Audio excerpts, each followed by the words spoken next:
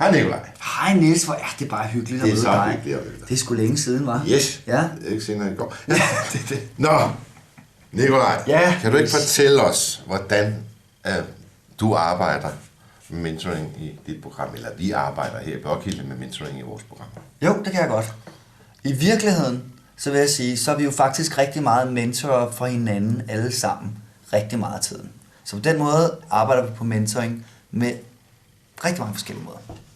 Men den vigtigste måde, vi arbejder med mentoring på, det tror jeg, at vi er vores ambassadører, som er en slags mentorer for de unge. Så er jeg jo mentor for mange af de frivillige herude i de forskellige klubber, og hjælper dem med forskellige ting med at søge penge.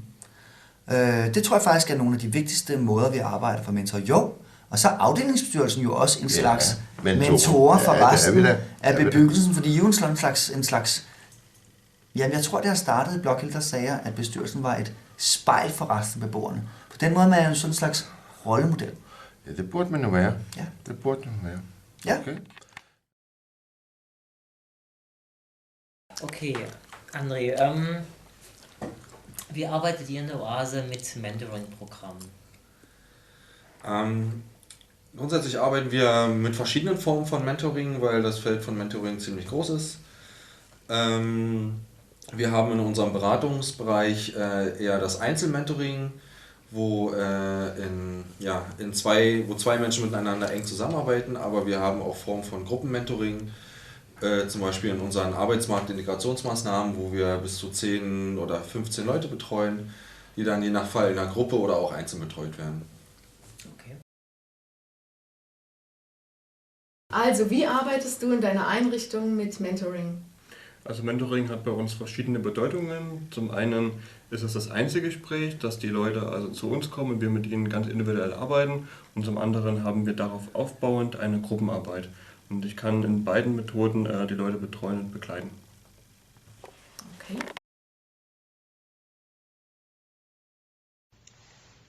Minden egyes program speciális mentortréningekkel dolgozik, mivel minden program célcsoportja más, tehát mások a kliensek szükségletei, és más az a tudás, amit a mentornak magához kell vennie. Van egy kompetencia térkép, amely segítségével a mentor fel tudja építeni a kliensnek a profilját, fel tudja mérni a szükségleteit, az erősségeit, illetve a gyengeségeit.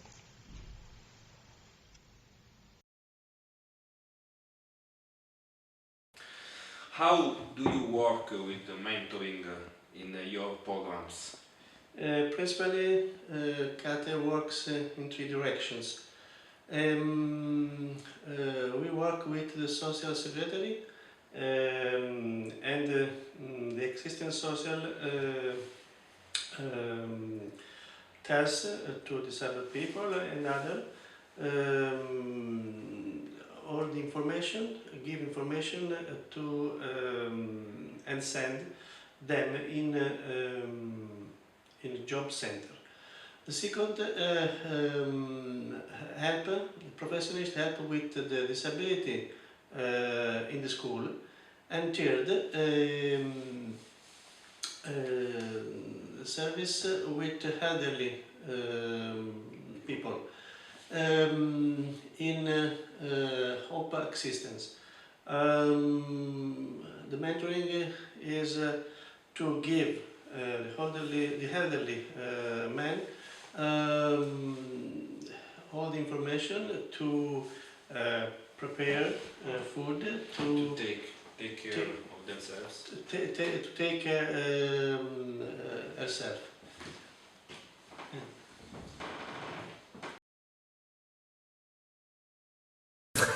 Ja, hejsan Christiana. Ja.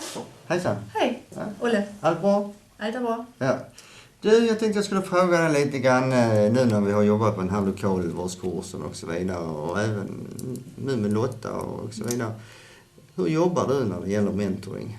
På vilket sätt? Jag knyter kontakt med deltagarna. Jag har samtal med dem regelbundet och bygger upp ett förtroende. Och sen upprättar vi en gemensam handlingsplan. Mm. Och, Hur ofta träffar de då? I början är det ju väldigt ofta, det kan vara dagligen.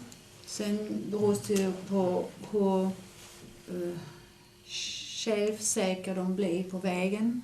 Då kan det bli telefonsamtal. Men sen är det viktigt att man har ömsesidigt feedback, att man hör av sig när någonting inte stämmer. Att man har en rak dialog. Man respekterar varandra. Ja.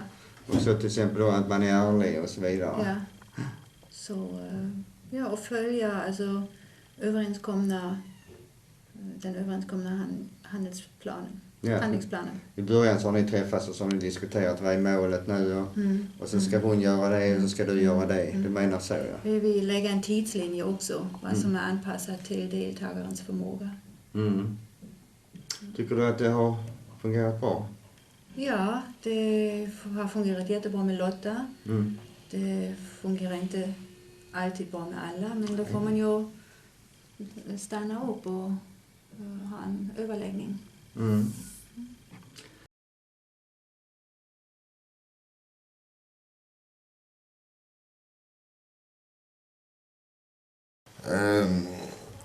Når nu vi kigger på deltagerne i vores projekter, og vi snakker om jobboosting, og vi snakker om det på engelsk, som hedder internship. Ja. Hvad kan du fortælle om det? Altså jeg tror, vores bedste erfaring med det er jo det projekt, som du netop nævner, jobboosting. Ja.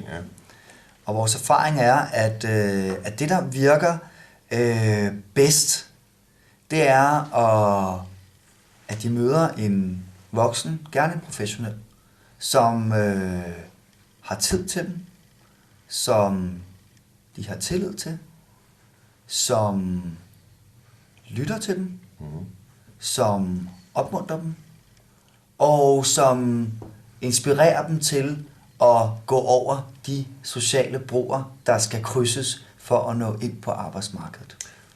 Er det kun internt, eller har du nogle eksterne partnere med i det spil?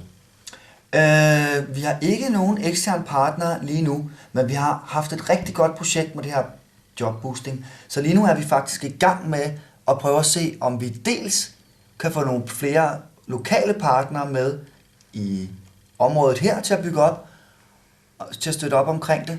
Og så er vi også i gang med at se, om vi kan finde nogle samarbejdspartnere i Norden, som kan inspirere os til at gøre det endnu bedre, end vi gør det i forvejen.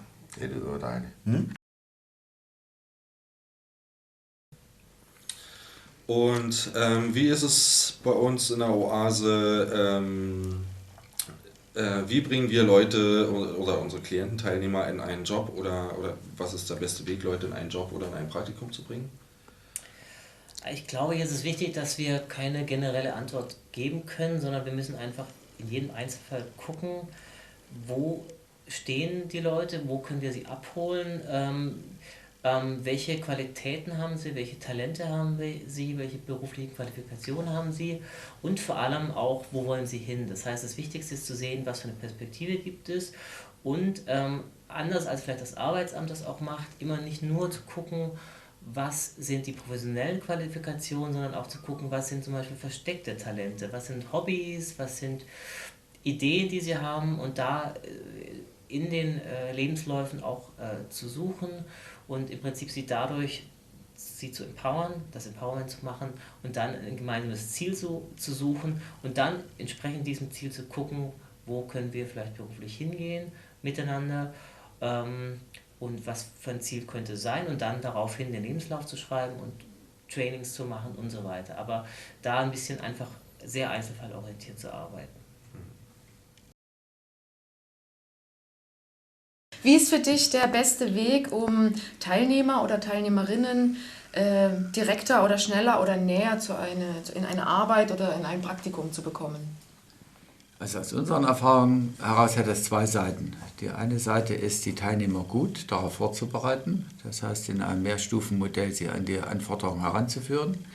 Das hat was mit dem Inhalt der Arbeit zu tun, mit den Arbeitsanforderungen, mit den Anstrengungen, die damit verbunden sind, dass sie dann die auch gut bestehen. Und das andere ist, Jobs und Praktika zu finden. Und da haben wir gute Erfahrungen gemacht, indem wir uns Marketingmethoden zu eigen machen. Das heißt, wir haben Arbeitgeber direkt angesprochen, per Telefon, per Telefonmarketing und habe sehr viel Zuspruch bekommen, sodass wir eine ganze Reihe von Teilnehmern direkt in Arbeit vermitteln konnten, beziehungsweise auch die Bereitschaft entwickeln konnten, Praktikumsplätze anzubieten. Wir hatten gerade vor einiger Zeit so eine Aktion, da haben wir ungefähr 100, also auf ungefähr 100 Anrufe und Arbeitgeber waren wir bei ungefähr 50 erfolgreich. Und ich denke, das ist schon eine ganz gute Quote. Deshalb können wir unsere Teilnehmer da auch gut vermitteln und bedienen. Gut, danke.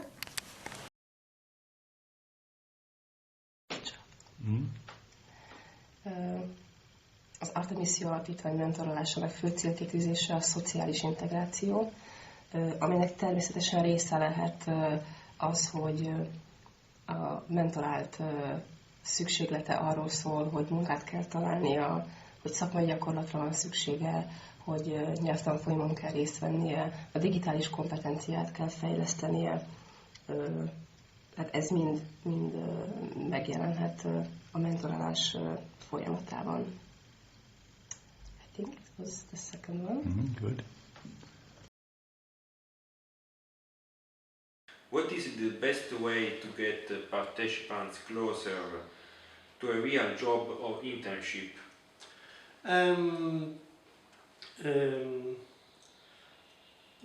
The best way is to prepare all the documents, to try works and prepare curricula and the working audit. Okay, to prepare for the facts. In the job center and begin the way for the job. På vilket sätt tror du vi får deltagarna ut på arbetsmarknaden till ett riktigt jobb? Ja, alltså för det första så måste man förbereda dem på intervjuer till exempel. När de kommer ut till arbetsgivaren så de vet hur de ska föra sig, komma i tid och vad de ska säga för någonting och så vidare. Sen är det också viktigt med det här med att man också låter dem titta på jobbannonser, skriver jobbansökan och så vidare. Och sen om vi nu tar till lokalvårdskursen som vi jobbar med nu sist. Så kan man väl säga att det är viktigt att de får kunskap också. Så de vet hur de ska städa och jobba så att de blir lite trygga i sig själv. Att när jag väl kommer ut så vet jag det här, va? För jag har lärt mig det här i teorin. Va? Och att man varvar teori och praktik. Så att de testar det som vi gör när vi har teorin. Va? Och likadant att man får praktik innan man kommer ut på den riktiga praktiken och sen när man får ett jobb. Va? Så man är, som vi brukar säga inom jobbcenter, rustade för det här. Va? Så man är verkligen, man känner att man är trygg i sin arbetsroll. Va? Och sen så även vett och etikett, lite hur man för sig på en arbetsplats. Rättigheter och skyldigheter. Ja, det är också. Att man tar ansvar för saker och ting och inte bara kanske följer med gruppen så här. Det tror jag är viktigt. Och det kommer in det här med självförtroende också så småningom också som byggs upp.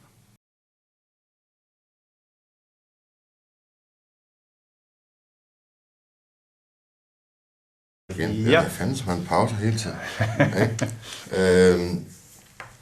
Sprogmæssigt. Ja. Altså nu snakker vi jo engelsk og tysk og i vores gruppe her. Ja. Men hvordan ser du vores deltagers sproglige skills, ved jeg sådan på dansk, det hedder færdigheder. Hvordan ser du det i forbindelse med hele det? Jeg ser ikke min hovedopgave som at lære folk at tale dansk. Men jeg ser måske en mulighed for at lære folk noget omkring især spørgsmål. Det er noget, jeg selv bruger meget det at lære at spørge. Spørge ind til tingene? Ja, forskellige former for spørgsmål. Der er nogle forskellige typer spørgsmål, som man kan bruge til nogle forskellige ting. Og for eksempel opklarende spørgsmål. Det er godt til, når man lige har lært hinanden at kende. Så er der dumme spørgsmål. Det er rigtig godt til at... mange af. Det er rigtig godt til at udfordre eksisterende viden. Og så er der faktisk en masse undersøgelser, der viser, at spørgsmål såsom konjunktivspørgsmål, altså spørgsmål, der lyder som, tænk nu, hvis man gjorde sådan her. Sammenhængen mellem dem og innovation er meget signifikant. Så det er noget, jeg faktisk arbejder med lidt i det skjulte, Niels. Der fik du lige noget ny information. Men hvorfor tror du egentlig ikke, at det med, at vi er med til at lære dem dansk, altså hvis vi ser på de tosprogede børn herude, hvorfor tror du ikke, at det... Altså nu arbejder jeg på en skole, og det er jo lige nok det, som vi lægger ekstremt meget vægt på, det er jo at køre det, som vi i princippet kalder 0-2-sproget ind hos dem, fordi det har de ikke. Og vi går virkelig ind og nuancedeler det danske sprog. Fordi det nytter ikke noget af, vi kalder dem LAR-generationen, som siger LAR til alt. Altså når de er ude i en jobsituation og skal have et nyt job, der er ikke nogen dansk arbejdsgiver, der gider at tage en, som siger LAR til vandord. Nej. Kunne vi ikke være med til at i den større ældre generation, end det mine børn er, fordi vi arbejder hårdt på det, men det kunne maligt være dem herover, som ikke har fået det der boost omkring det, at vi gik ind og sagde, var det ikke en idé? Jo, det kunne det godt være, og faktisk noget af det, man kunne gøre i den forbindelse, det kunne være i forhold til den lektiecafé, som vi skal til at starte. Altså der kunne man jo måske gå ind og arbejde med nogle af de her ting. Der er faktisk en anden, når vi nu alligevel kommer ind på det her med, hvad man gør med altså sproget dansk, hvis man ikke mestrer det 100%. Så vil jeg sige, det der er mange danske børn, der heller ikke gør. Men hvis man snakker om nydanske børn, så har jeg i hvert fald læst mig til, at noget af problemet er det, man kalder førfaglige ord. Præcis. Altså det vil sige, de ord, der ligger imellem det man lærer derhjemme, sådan helt basissprog, og det, man lærer i skolen. Der er nogle ting sådan midt imellem, som mangler. Ja.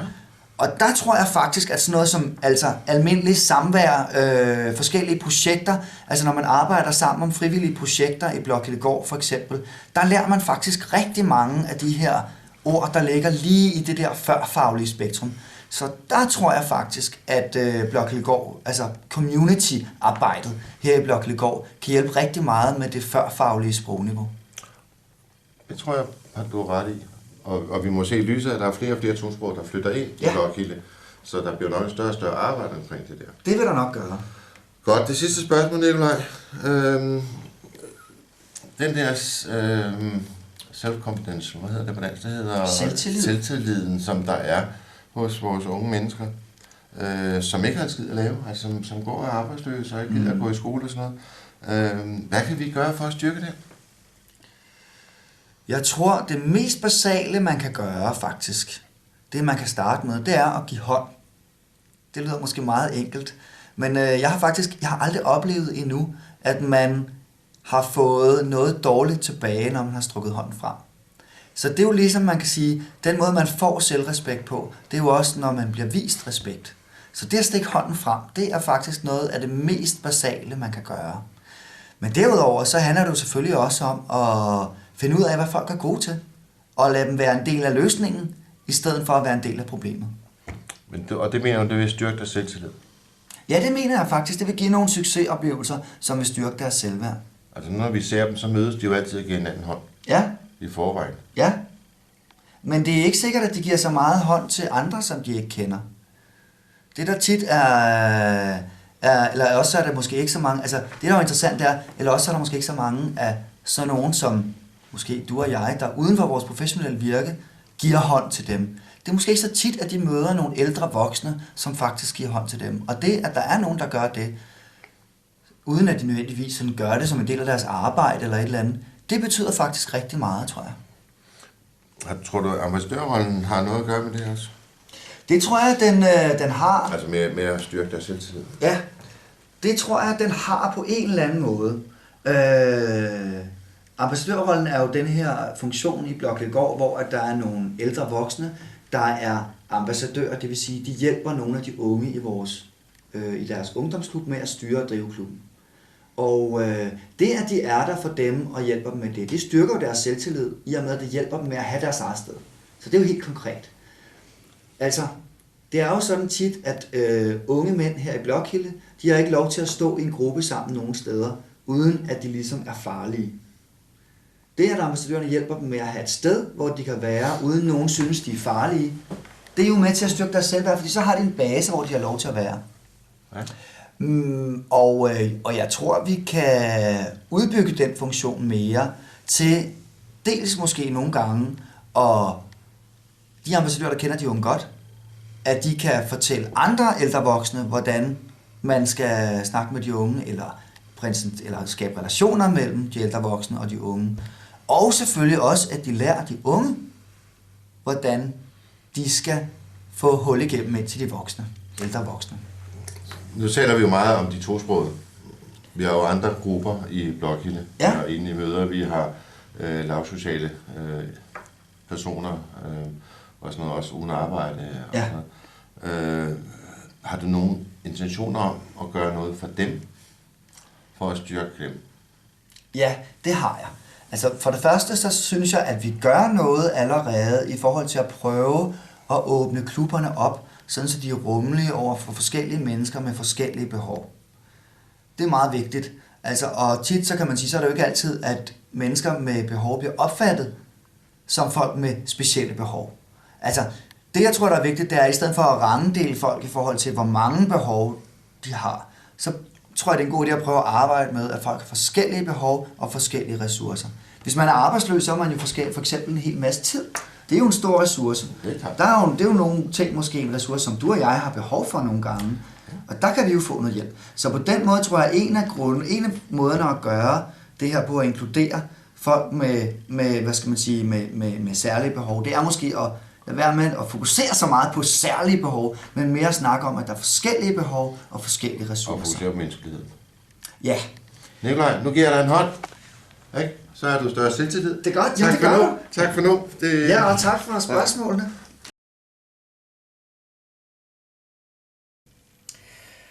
So, André, wie arbeitet ihr in der Oase damit, die Sprachkenntnisse der Teilnehmer zu verbessern? Habt ihr da spezielle Trainingsprogramme oder ja? Zuerst möchte ich sagen, dass wir hauptsächlich mit Migranten arbeiten im Bereich Sprachtraining und wir haben da ganz klare Verfahren. Also das ist so, dass die Leute erstmal einen Test absolvieren, wo erstmal das Sprachlevel für Deutsch festgelegt wird, wo festgestellt wird, okay, wie gut sie halt Deutsch sprechen. Und danach haben wir verschiedene Kursangebote, die an die verschiedenen Sprachkenntnisse sozusagen angebunden sind. Und wenn wir feststellen, dass jemand noch spezielles Training braucht, haben wir auch dafür Einzelfalllehrer oder Unterstützungsunterricht, der neben dem regulären Unterricht läuft. Okay. Was tust du in deiner Arbeit, um die Sprachkenntnisse deiner Teilnehmer oder Teilnehmerinnen zu verbessern? Ja, gerade bei Langzeitarbeitslosen ist es besonders auffällig, dass auch die Muttersprache, und das ist sehr bedauerlich, verloren geht, gerade was Wort und Schrift beides betrifft. Und ich bin schon bemüht, im Dialog immer wieder den Gesprächspartner herauszufordern, dass er sich artikuliert, dass er vielleicht auch sein Vokabular etwas erweitert. Und wir erstellen auch gemeinsam Lebensläufe, um immer wieder zu üben, wie formuliere ich das eine oder andere, was ich sagen möchte. Das betrifft jetzt erstmal nur die Muttersprache, aber es gibt natürlich auch Teilnehmer, die es nötig haben, um in Arbeit zu kommen, eine Fremdsprache zumindest im Grundkurs zu erwerben. Die begleite ich dann zu einem professionellen Anbieter. Also da haben sie auch meist nicht den Mut, selbst dahin zu gehen. Man nimmt sie dann an die Hand und sagt, wir schauen uns das mal an und Volkshochschule oder was auch immer. Und vermittle sie dann einfach nur zu diesem professionellen Anbieter. Da müssen dann Fachleute ran. Gut, danke.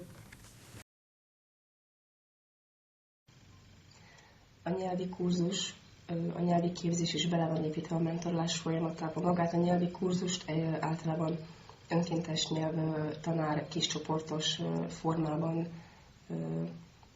nyújtja a mentoráltak számára. A nyelvgyakorlás pedig beépül a mentorálás folyamatába, hiszen az adott nyelven kommunikál a mentoráltal, a különböző képzőtanárokkal, a környezetével, tehát ezt tudatosan integrálva van ebben a folyamatban.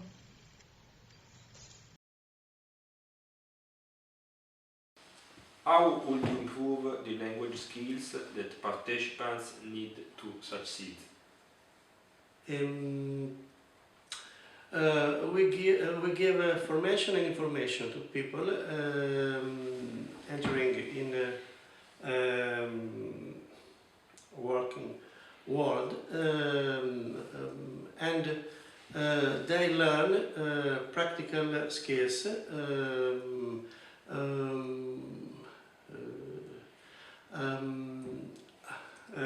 The disabled people learn to go wholly and take the bus. We learn the working time and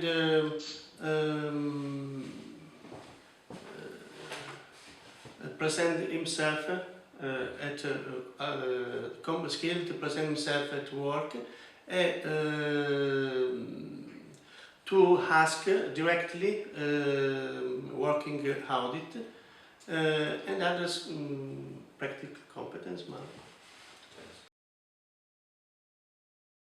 Jag tänkte ställa 2 frågor till dig här, Göran. Okej. Och den första frågan är hur man kan arbeta för att öka de språkliga kunskaperna hos våra deltagarna. Hur de kan bli bättre. Ja, det är ju det roligaste man kan göra, höll jag på att säga. Det jag upplever jättebra som en bra metod, det är om man jobbar i den miljön som språket ska användas. Så att man ska jobba med städning, eller jobbar man bland de sakerna som man behöver för städning. Man jobbar i rätt miljö med rätt människor som kan språket och lär sig direkt på plats. Jag tror många personer funkar så. Man behöver ha det praktiskt. Man kan ju lära sig språk på en kurs, men man måste också vara medveten om att det är ett stort jobb att lära sig språket. Att man kan inte bara komma och kanske vara med på kursen 2 timmar och sen gå hem, utan det är läxor. Man måste kanske jobba rätt mycket själv och repetera en hel del själv och ta hjälp av sina nära och kära kompisar, familj, för att få längre tid med språket. För det räcker inte med de 2 timmarna i skolan eller 4. Även om det sägs vara heltid och ska läxor, så gör man inga läxor. Så jag tror, ta hjälp av, alltså ändra livsformen, livsstilen lite grann för att verkligen under en viss tid inrikta sig på språk. Det behövs, annars händer det ingenting. Man kan inte köra på som vanligt. Det sista och jätteeffektiva, det är ju språkpraktik. Man är på en praktikplats, jobbar med de som pratar språket och samtidigt gör uppgifter som är viktiga, som behöver göras. Så det är väl de 3 sakerna.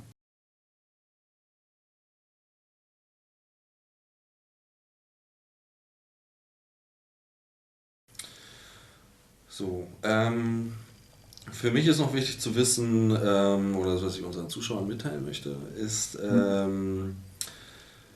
wie stärken wir denn das Selbstvertrauen unserer Klienten, speziell derer, die in einer Langzeitarbeitslosigkeit stecken? Ja, also auch da ist das wichtigste Zauberwort, das wichtigste Wort ist Empowerment.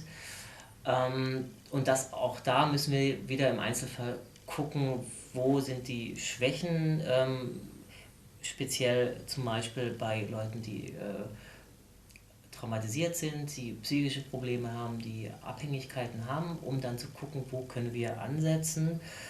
Und dementsprechend sind auch die Methoden, die dann, sei es Therapie, sei es ein Selbstbewusstseinstraining, sei es ein Lebenslauf zu schreiben, ganz pragmatisch, der vielleicht erstmal ganz einfach ist. Aber wichtig ist da einfach erstmal die Leute ernst zu nehmen, Vertrauen zu schaffen und zu gucken, und vielleicht auch in der Vergangenheit ein bisschen zu gucken und zu sehen, was habt ihr schon erreicht in der Vergangenheit und kleine Schritte zu machen.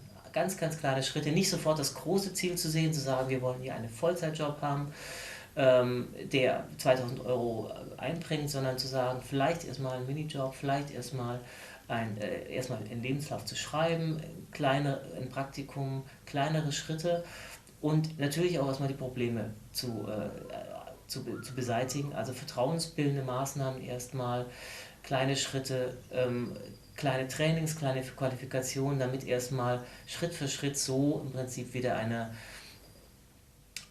Alltag,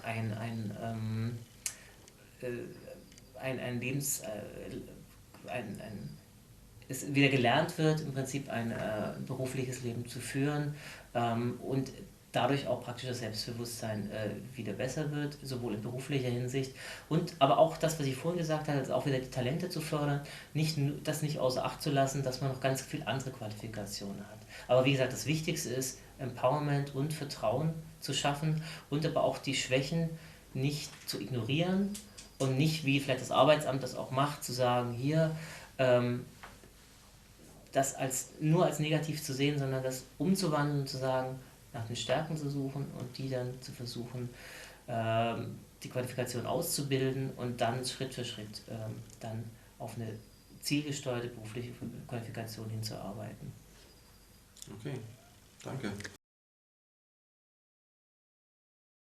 Wie gehst du in deiner Arbeit vor, um Selbstbewusstsein, Selbststärkung voranzutreiben bei den Langzeitarbeitslosen? Also ich denke, eine ganz wesentliche Aufgabe ist es, den Menschen eine Aufgabe zu geben, dass sie also etwas tun, wo sie sich wiederfinden. Das kann eine Arbeit sein, aber in der Regel sind es ja nicht die 8 Stunden Arbeit, sondern weniger. Es kann aber auch einfach etwas sein, was ihre Würde wiederherstellt. Also dass sie etwas tun, was sie selbst geschaffen haben, wo sie sich auch darüber freuen. Das kann bei uns sein, dass wir halt die Männergruppe haben, die zusammen kochen oder die zusammen wandern gehen, die zusammen auch Sport machen und die sich vielleicht einfach wieder treffen. Das ist so ein kleiner Schritt, aber das Große, um wirklich Selbstbewusstsein wiederherzustellen, was teilweise über 20 Jahre auch gebrochen ist, muss dann auch therapeutisch sein. Das sind die Profis, die also zum Therapeuten dann leider auch müssen, aber das können wir nur in kleinen Schritten hinbekommen und wir können vermitteln. Also Fachstellen können wir vermitteln, das ist unsere Aufgabe. Es gibt aber bestimmte Grenzen, die wir nicht überschreiten. Gut, danke. Was ist denn ein guter Weg, um Selbstbewusstsein, Selbststärkung bei den Langzeitarbeitslosen voranzutreiben?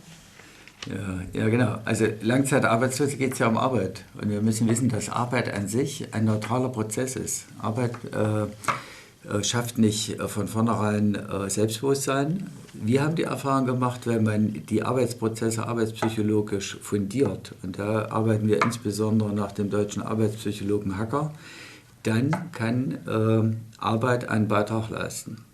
Im eigentlichen Wortsinn ist das aber auch nicht möglich, sondern das geht nur über eine qualifizierte Psychotherapie und da sollte man ganz klar trennen, damit man Arbeit und die Sozialarbeiter auch nicht überfordert, sowohl persönlich als auch was die Ansprüche und Erwartungen betrifft. Und deshalb grenzen wir das auch ganz deutlich ab und verweisen entsprechend dann an geeignete Psychotherapeuten. Danke. Az önbizalom megszerzésének legfontosabb módja a sikerélményhez juttatás. A kompetenciatérkép segítségével a mentor egy konkrét stratégiát tud építeni az erősségekre ebben az esetben, illetve